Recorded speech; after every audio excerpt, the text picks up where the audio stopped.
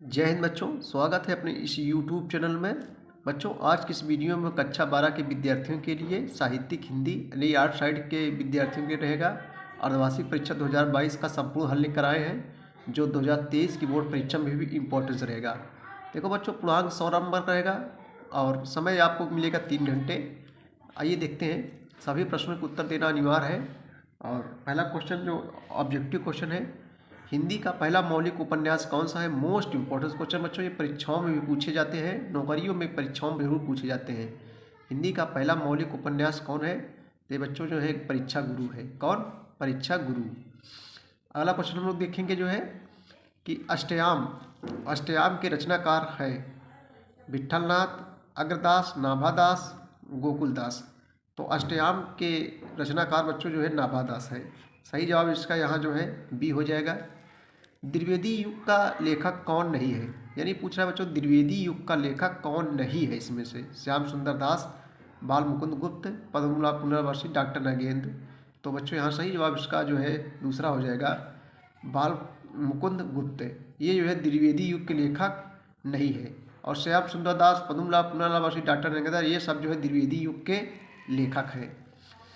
ब्राह्मण पत्रिका के संपादक थे कौन थे? ब्राह्मण पत्रिका के संपादक तो बच्चों यहाँ ट्रिक है, तो कुछ जो मिश्र होते हैं वो ब्राह्मण से संबंधित होते हैं, उनको ब्राह्मण भी कहते हैं।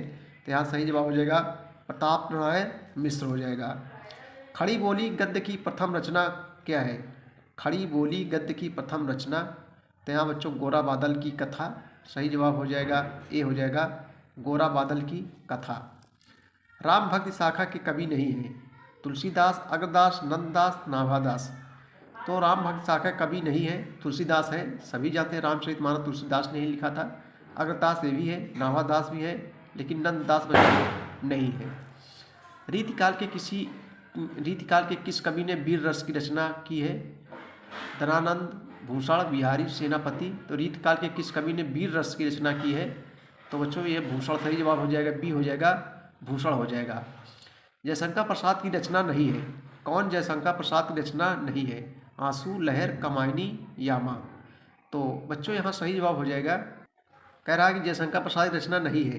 देखो, आंसू ये जयशंकर प्रसाद की रचना है, लहर ये भी है, कमायनी ये भी है, लेकिन बच्चों यामा नहीं है। यामा जो है ये महादेवी वर्मा की रचना है। यामा जो है महादेवी वर्मा की रचना है और इसमें महादेवी वर्मा को ज्ञानपीठ पुरस्कार भी मिला था। भारत भारती के रचनाकार कौन है? तो भारत भारती के रचनाकार बच्चों ये जो है मैथिली शरण गुप्त है। मैं अबला जीवन है तेरी यही कहानी, आंचल में ममता और आंखों में पानी, ये जो है भरत भारती ने ही, मैथिली शरण गुप्त ने ही लिखा है, ये भरत भारती में है। महादेवी वर्मा की रचना है गंगा अवतरण, द्वापर, यशोधरा, निहार। तो सही जवाब बच्चों हो जाएगा यशोधरा। ये जो है महादेवी वर्मा की रचना है। अब देखो तीसरा क्वेश्चन बच्चों ये है, उदाहरण से पढ़कर उन प्रश्नों को उत्तर दीजिए, यानी गद्यांश है। देखो ये सबको जो है पढ़ के आपको गद्यांश को पढ़कर उत्तर देना है। समझ बच्चों, देख रहे हो ना, पशु गद्यांश पाठ से लिया गया है। इसके लेखक कौन है? रेखांकित की व्याख्या कीजिए। देखो इसको पढ़िए गद्यांश को, और बच्चों इसके जो है प्रश्नों को उत्तर दीजिए। देखो यह सब उत्तर प्रश्न दिए गए हैं, समझ रहे हो? अथवा करके देखो बच्चों, चाहे इसको कीजिए और चाहे इसको कीजिए। देखो चाहे इसको अथवा करके देगा। पशु गद्यांश को संदर्भ लिखिए, रेखांकित की व्याख्या कीजिए, पशु गद्यांश लेखक में स्वयं के विषय में क्या कहा है।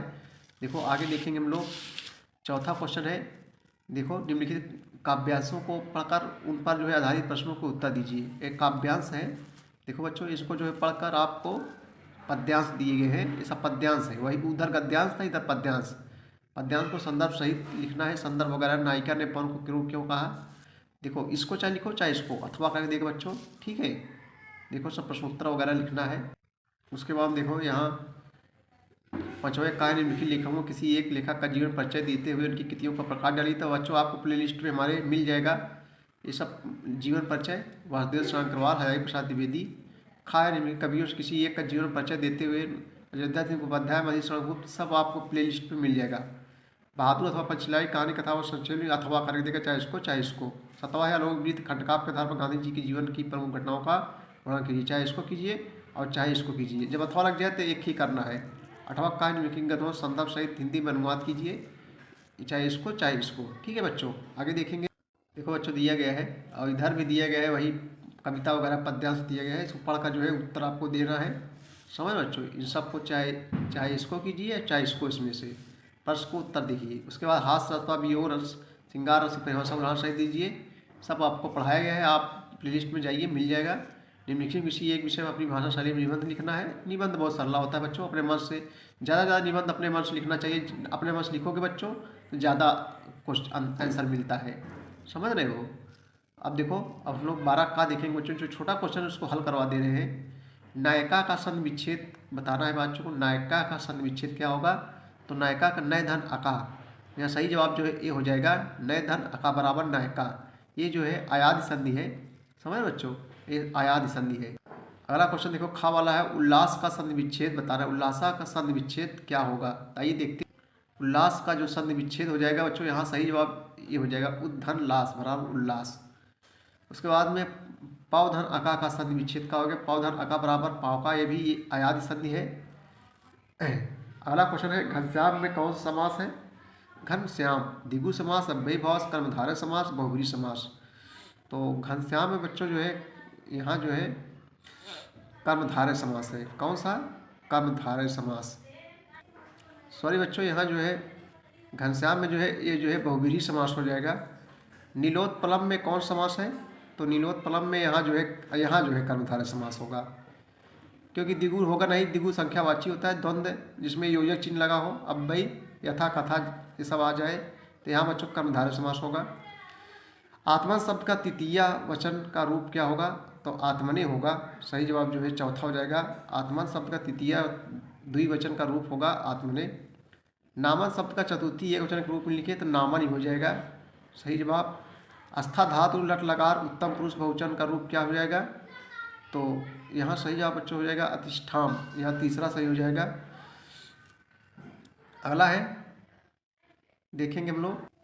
आइए बच्चों जो है अनुवाद कर लिया जाए। निम्नलिखित वाक्यों से किन्हीं 2 वाक्यों का संस्कृत में अनुवाद कीजिए, तो हम पूरा बता दे रहे हैं। देखो, विद्यालय के निकट तालाब है, तो इसका अनुवाद हो जाएगा विद्यालयम निकषा तड़ागा अस्ति। विद्यालयम निकषा तड़ागा अस्ति, विद्यालय के निकट तालाब है। नंखा है, राधिका कलम से पत्र लिखती है, तो राधिका लेखन्या पत्रम लिखति। बालकों को संस्कृत पढ़ना चाहिए, बालका संस्कृत पठेयु लिखति। मैं विद्यालय से घर आया, अहम विद्यालयम गृह अगच्छत हो जाएगा।